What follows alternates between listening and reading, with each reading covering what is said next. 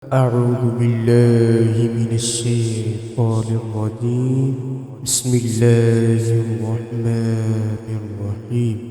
الحمد لله الذي أنزل على عبده الكتاب ولم يجعل له عوجا قيما لينذر بأسا شديدا من لدنه ويبشر المؤمنين الذين يعملون الصالحات أن لهم أجرا حسنا ماكثين فيه أبدا وينذر الذين قالوا اتخذ الله ولدا وما لهم به من علم ولا لآبائهم كبرت كلمة تخرج من أفواههم إن يقولون إلا كذبا فلعلك باقع نفسك على آثارهم إن لم يؤمنوا بهذا الحديث أسفا إنا جعلنا ما على الأرض زينة لها لنبلوهم أيهم أحسن عملا وإنا لجاعلون ما عليها صعيدا جرزا أم حسبت أن أصحاب الكهف والرقيم كانوا من آياتنا عجبا إذ أوى الفتية إلى الكهف فقالوا ربنا آتنا من لدنك رحمة وهيئ لنا من أمرنا رشدا وضربنا على آذانهم في الكهف سنين عددا ثم بعثناهم لنعلم أي الحزبين أحصى لما لبثوا أمدا نحن نقص عليك نبأهم بالحق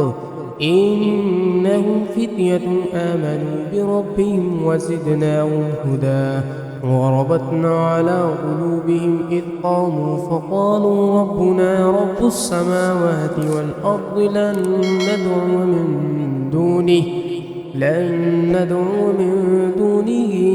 إلها لقد قلنا إذا شططا هؤلاء قوم اتخذوا من دونه آلهة لولا يأتون عليهم بسلطان بين فمن أظلم ممن افترى على الله كذبا وإذ اعتزلتموهم وما يعبدون إلا الله فأووا إلى الكهف ينشر لكم ربكم من رحمته ويهيئ لكم من أمركم مرفقا وترى الشمس إذا طلعت تزاور عن كهفهم ذات اليمين وإذا غربت تقرضهم ذات الشمال وهم في فجوة من ذلك من آيات الله من يهد الله فهو المهتد ومن يضلل فلا تجد له وليا مرشدا وتحسبهم أيقاظا وهم رقود ونقلبهم ذات اليمين وذات الشمال وكلبهم باسط ذراعيه بالوصيد لو اطلعت عليهم لوليت منهم فرارا ولملئت منهم رعبا وكذلك بعثناهم ليتساءلوا بينهم قال قائل منهم كم لبثتم قالوا لبثنا يوما أو بعض يوم قالوا ربكم أعلم بما لبثتم فابعثوا أحدكم بورقكم هذه إلى المدينة فلينظر أيها أزكى طعاما فليأتكم برزق منه وليتلطف ولا يشعرن بكم أحدا إنهم إن يظهروا عليكم يرجموكم أو يعيدوكم في ملتهم ولن تفلحوا إذا أبدا وكذلك أعثرنا عليهم ليعلموا أن وعد الله حق وأن الساعة لا ريب فيها إذ يتنازعون بينهم أمرهم فقالوا ابنوا عليهم بنيانا ربهم أعلم بهم قال الذين غلبوا على أمرهم لنتخذن عليهم مسجدا سيقولون ثلاثة رابعهم كلبهم ويقولون خمسة سادسهم كلبهم رجما بالغيب ويقولون سبعة وثامنهم كلبهم قل ربي أعلم بعدتهم ما يعلمهم إلا قليل فلا تمار فيهم إلا مراء ظاهرا ولا تستفت فيهم منهم أحدا ولا تقولن لشيء إني فاعل ذلك غدا إلا أن يشاء الله واذكر ربك إذا نسيت وقل عسى أن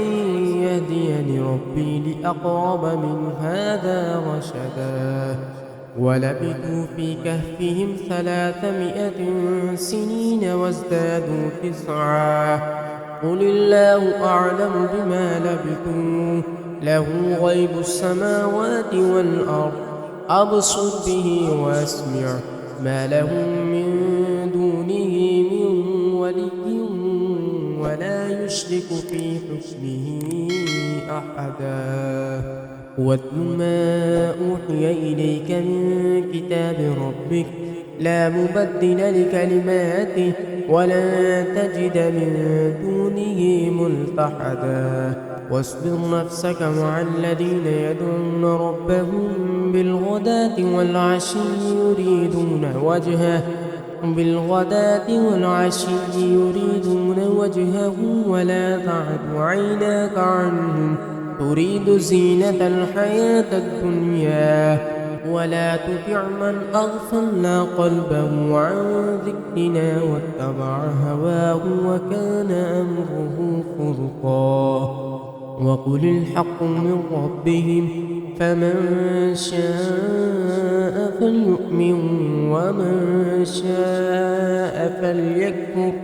إنا أعتدنا للظالمين نارا أحاط بهم سرادقها وإن يستغيثوا يغاثوا بماء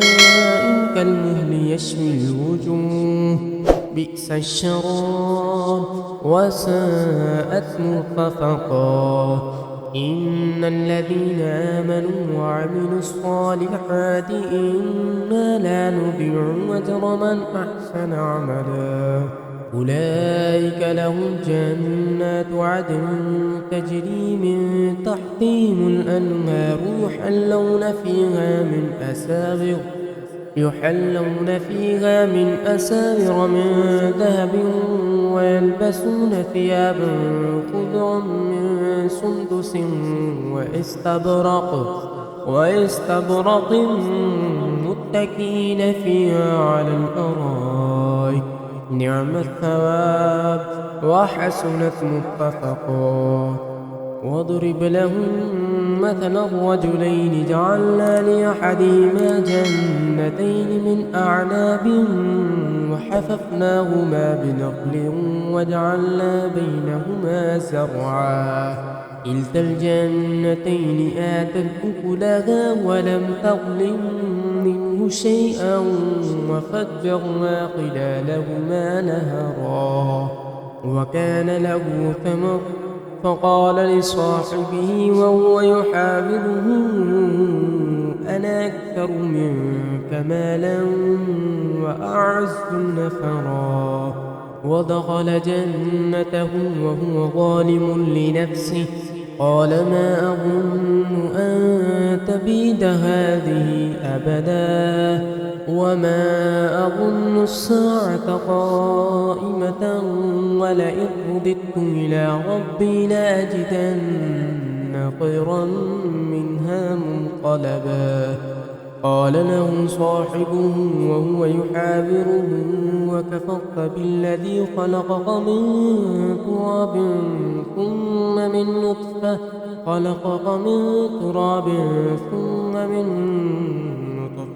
ثم سواك رجلا لكن هو الله ربي ولا أشرك بربي أحدا ولولا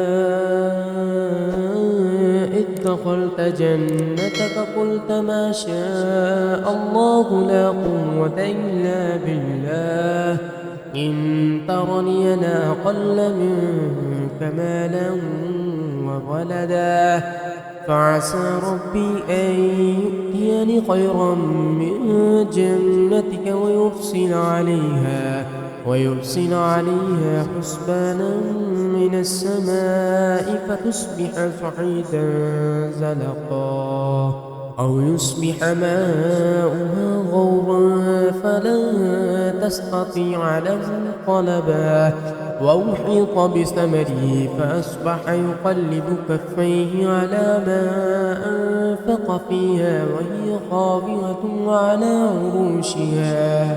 وهي خاوية على عروشها ويقول يا ليتني لم أشرك بربي أحدا ولم تكن له فئة ينصرونه من دون الله وما كان منتصرا هنالك الولاية لله الحق هو خير ثوابا وخير عقبا واضرب لهم مثل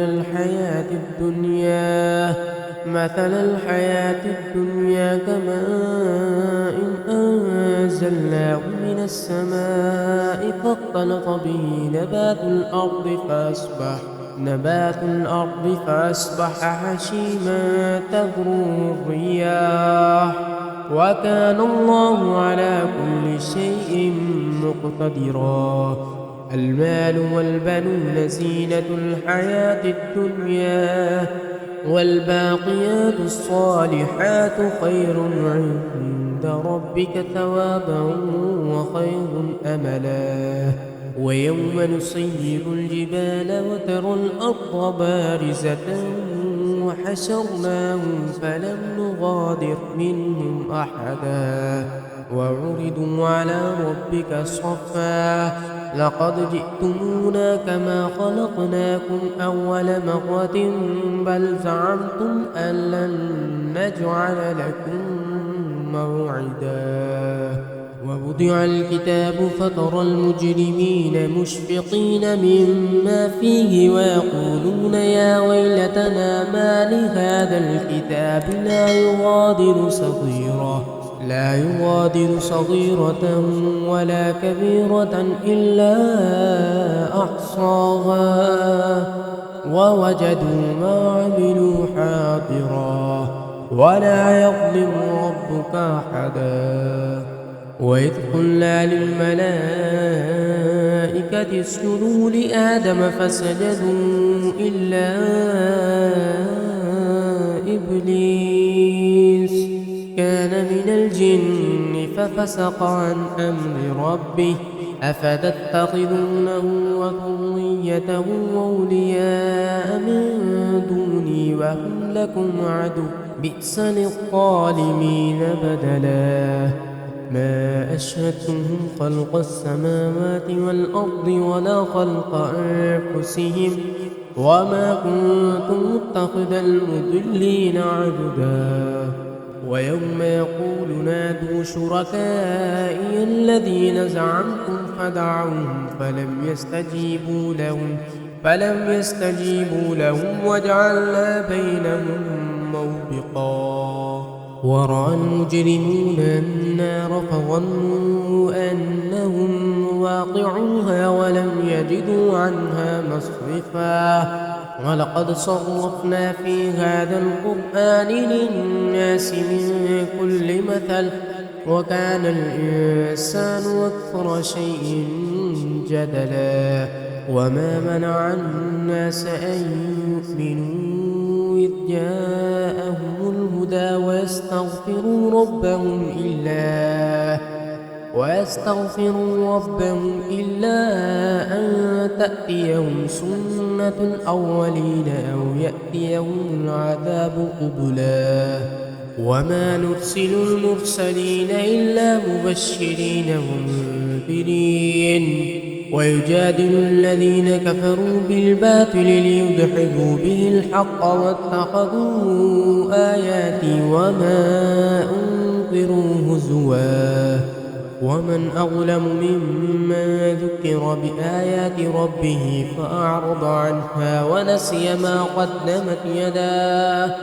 إنا جعلنا على قلوبهم أكنة أن يفقهوا وفي آذانهم وقرا وإن تدعهم إلى الهدى فلن يهتدوا إذا أبدا وربك الغفور ذو الرحمة لو يؤاخذهم بما كسبوا لعجل لهم العذاب بل لهم موعد لن يجدوا من دونه موئلا وتلك القرى أهلكناهم لما ظلموا وجعلنا لمهلكهم موعدا وإذ قال موسى لفتاه لا أبرح حتى يبلغ مجمع البحرين أو أمضي حقبا فلما بلغا مجمع بينهما نسيا حوتهما فاتخذ سبيله في البحر سربا فلما جاوزا قال لفتاه آتنا غداءنا لقد لقينا من سفرنا هذا نصبا قال أرأيت إذ أوينا إلى الصخرة فإني نسيت الحوت وما أنسانيه إلا الشيطان أن أذكره واتخذ سبيله في البحر عجبا قال ذلك ما كنا نبغي فارتدا على آثارهما قصصا فوجدا عبدا من عبادنا آتيناه رحمة من عندنا وعلمناه من لدنا علما قال له موسى هل أتبعك على أن تعلمني مما علمت رشدا قال إنك لن تستطيع معي صبرا وكيف تصبر على ما لم تحط به خبرا قال ستجدني إن شاء الله صابرا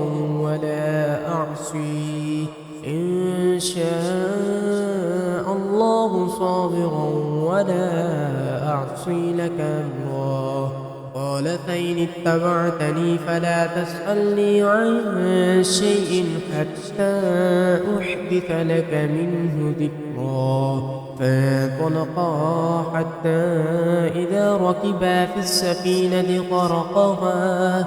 قال خرقتها لتغرق أهلها لقد جئت شيئا إمرا قال لم أقل إنك لن تستطيع معي صبرا قال لا تؤاخذني بما نسيت ولا ترهقني من أمري عسرا فانطلقا حتى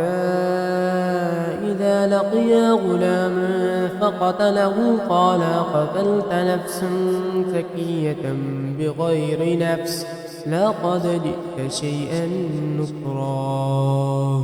قال لم أقل لك إنك لن تستطيع معي صبرا قال إن سألتك عن شيء بعدها فلا تصاحبني قد بلغت من لدني عذرا فانطلقا حتى إذا أتيا أهل قرية أهل قرية استطعما أهلها فأبوا أن يضيفوهما فوجدا فيها جدارا يريد أن ينقض فأقامه. قال لو شئت لاتخذنا عليه أجرا. قال هذا فراق بيني وبينك، سأنبئك بتأويل ما لم تستطع عليه صبرا. أما السفينة فكانت لمساكين يعملون في البحر فأردت أن أعيبها وكان وراءهم ملك يأخذ كل سفينة غصبا. وأما الغلام فكان أبواه مؤمنين فخشينا أن يرهقهما طغيانا وكفرا، فأردنا أن يبدلهما ربهما خيرا منه زكاة وأقرب رحما. وأما الجدار فكان لغلامين يتيمين في المدينة وكان تحته كنز لهما وكان أبوهما صالحا، فأراد ربك أن يبلغا أشدهما ويستخرجا كنزهما رحمة من ربك وما فعلته عن أمري، ذلك تأويل ما لم تستطع عليه صبرا. ويسألونك عن ذي القرنين قل سأتلو عليكم منه ذكرا. إنا مكنا له في الأرض وآتيناه من كل شيء سببا، فأتبع سببا حتى إذا بلغ مغرب الشمس وجدها تغرب في عين حمية ووجد عندها قوما. قلنا يا ذا القرنين إما أن تعذب وإما أن تتخذ فيهم حسنا. قال أما من ظلم فسوف نعذبه ثم يرد إلى ربه فيعذبه عذابا نكرا. وأما من آمن وعمل صالحا فله جزاء الحسنى وسنقول له من أمرنا يسرا. ثم أتبع سببا حتى إذا بلغ مطلع الشمس وجدها تطلع على قوم لم نجعل لهم من دونها سترا.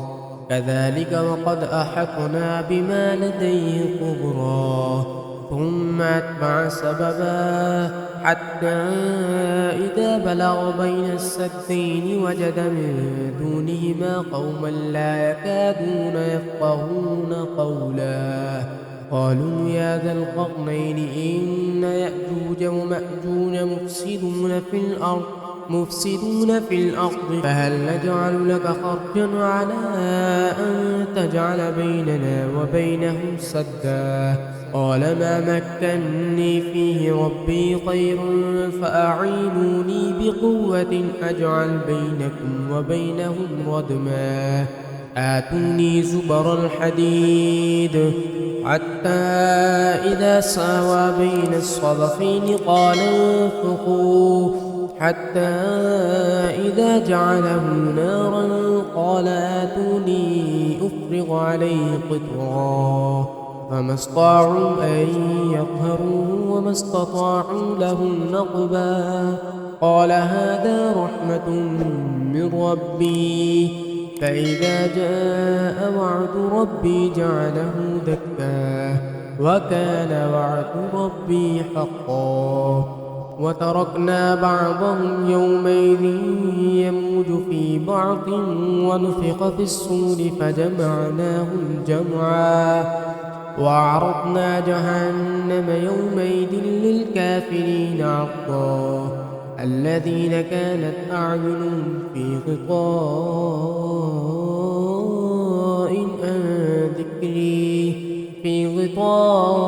عن ذكري وكانوا لا يستطيعون السمع أفحسب الذين كفروا أن يتخذوا عبادي من دوني أولياء إنا أعتدنا جهنم للكافرين نزلا قل هل ننبئكم بالأخسرين أعمالا الذين ضل سعيهم في الحياة الدنيا وهم يحسبون أنهم يحسنون صنعا أولئك الذين كفروا بآيات ربهم ولقائه